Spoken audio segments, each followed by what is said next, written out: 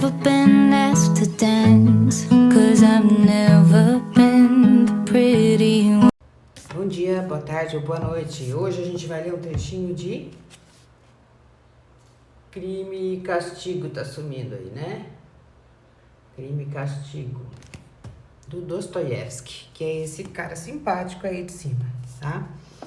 Então, Crime e Castigo, ele é considerado das maiores obras da literatura mundial, porque ela trata de questões que são da humanidade, questões humanitárias, né?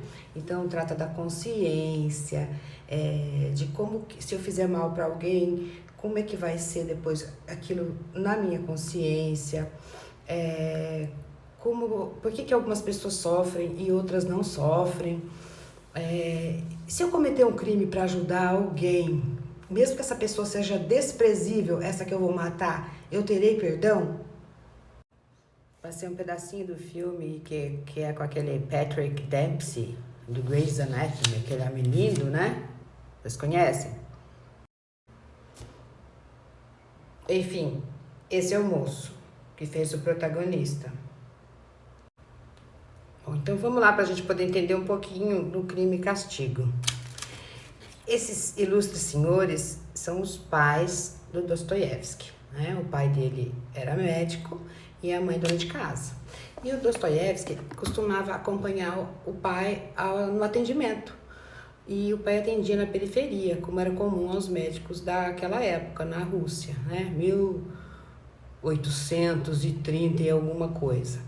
E a população era muito pobre. Tinha muita gente bêbada, muita gente mal vestida, muita gente passando fome. Então, Dostoiévski cresceu vendo isso. Bom, só para terminar essa parte e ir direto para a leitura, duas informações importantes. A primeira é que Dostoiévski, ele se envolveu com política. Ele se formou em engenharia, mas nunca exerceu. Ele foi ser tradutor, aí ele se envolveu com política, queria tirar o governo da época, ele e o grupo lá queriam tirar o czar. Aí ele foi condenado à morte e somente no último momento da condenação, que ele estava indo já para ser fuzilado, o absolveram. E aí o que aconteceu? Ele foi trocada a pena por 10 anos de trabalhos forçados. E foi nessa época que ele conviveu mais de perto com os assassinos, com os criminosos, e esse universo da penitenciária.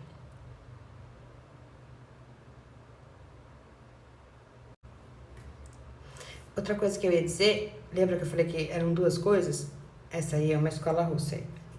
Então, as escolas russas já faz parte do currículo do 9º ano ler Crime e Castigo. Por quê? Porque é um clássico da literatura mundial e porque os alunos precisam saber como se sente um criminoso e evitar, né, praticar o crime. Vamos para a história agora? Mais um pouquinho de escola russa. Ó, tem coisa para menino, né? Mecânica, sei lá como é que fala. Mural, computador.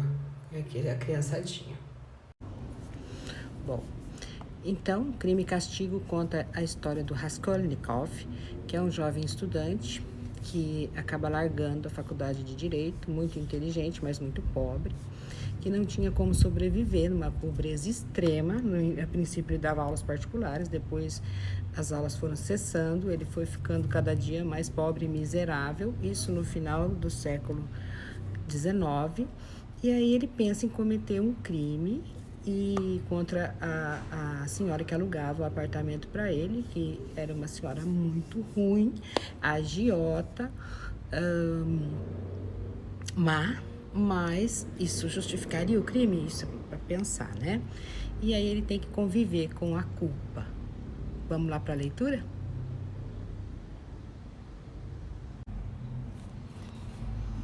Não é que fosse tão medroso e apagado, antes bem o contrário. Mas fazia algum tempo que vivia num estado irritadiço e tenso, parecido com hipocondria. Andava tão absorto e isolado de todos que temia qualquer tipo de encontro, não só com a senhoria.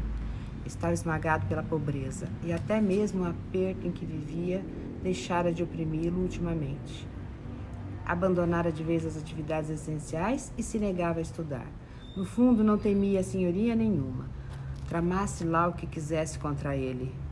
Quanto a parar na escada, ficar ouvindo toda sorte de absurdos sobre todas aquelas bobagens diárias com as quais ele nada tinha a ver, todas aquelas implicâncias sobre pagamento, aquelas ameaças, aquelas queixas e ainda ter que esquivar-se, de desculpar-se, de mentir.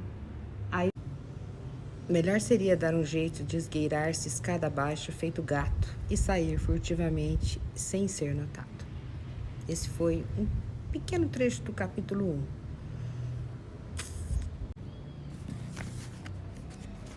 Ao cair da tarde de um início de julho, calor extremo, um jovem deixou o cubículo que subalugava de inquilinos na Travessa S, ganhou a Rua E, ar meio indeciso, caminhou a passos lentos em direção à Ponte K. Saiu-se bem, evitando encontrar a senhoria na escada. Seu cubículo ficava bem debaixo do telhado de um alto prédio de 5 andares e mais parecia um armário que um apartamento. Já a senhoria, de quem ele subalugava o cubículo com cama e mesa, ocupava um apartamento individual, um lanço de escada abaixo. E toda vez que ele saía para a rua, tinha de lhe passar forçosamente ao lado da cozinha, quase sempre de porta escancarada para a escada, e cada vez que passava ao lado, o jovem experimentava uma sensação mórbida e covarde.